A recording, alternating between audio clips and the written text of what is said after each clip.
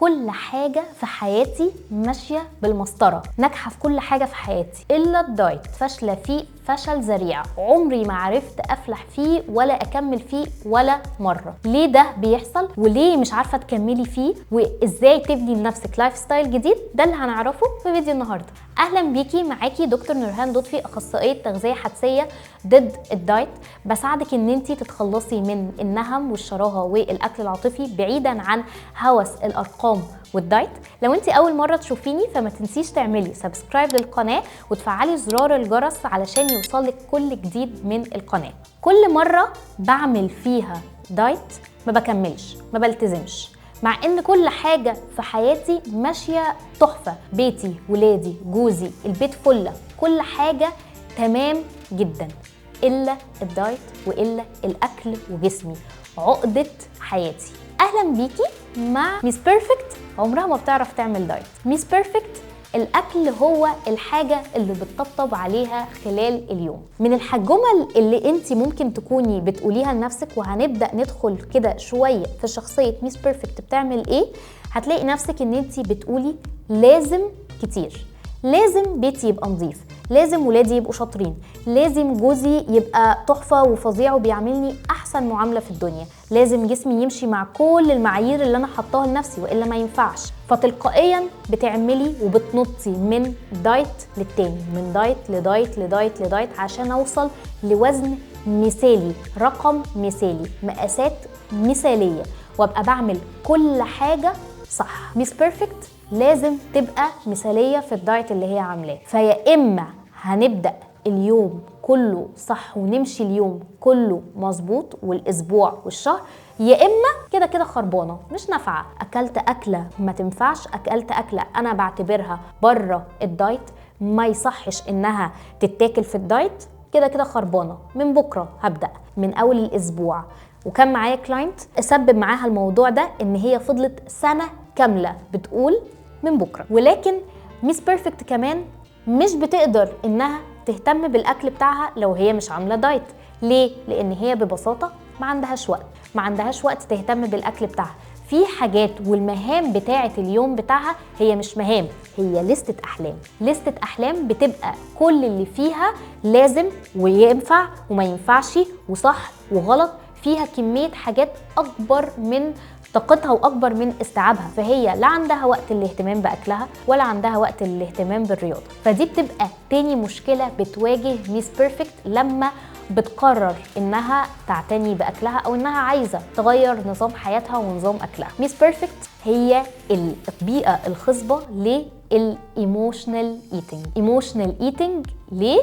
علشان هي طول اليوم ما بتعملش حاجه غير انها بتهمل كل الاحتياجات بتاعه جسمها، بتهمل كل حاجة جسمها محتاجه، مشاعرها، احتياجاتها، اي حاجة بتهملها. الاكل هو الحاجة الوحيدة اللي بتيجي تطبطب عليها في اخر اليوم.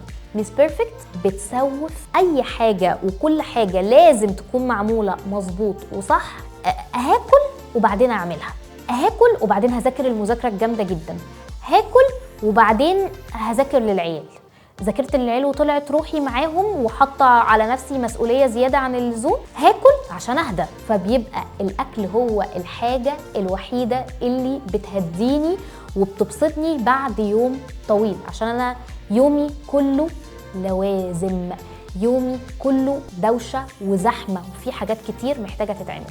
ميس بيرفكت دي بقى تحل كل ده ازاي؟ توقف دايت ازاي؟ تهتم بجسمها ازاي بعيدا عن هوس الارقام؟ لان الارقام والالتزام الزياده وفكره انها لازم تلتزم اصلا بتزود عندها المقاومه وبتزود عندها الاكل العاطفي وبتخليكي مش قادره تكملي. تهتم بقى بنفسها ازاي؟ ميس بيرفكت لازم يكون عندها، واعذريني في كلمه لازم اللي انا بقولها لك المره دي، ولكن هي محتاجه تهدي اللعب شوية على نفسها. حاطة لنفسي 10 مهام في اليوم بتاعي، هجبر نفسي حتى لو أنا عندي الطاقة وحتى لو أنا عندي القدرة إن أنا أعمل كل الحاجات دي، هجبر نفسي إن أنا أعمل 7، مش هعمل أكتر من كده. لو أنا عندي في اليوم بتاعي مثلا هعمل 900 ألف حاجة أنا حطاهم لنفسي، هسمح لنفسي، بل بالعكس أنا هضغط على نفسي إني أعمل ال 800 ألف، مش لازم ال 900 ألف.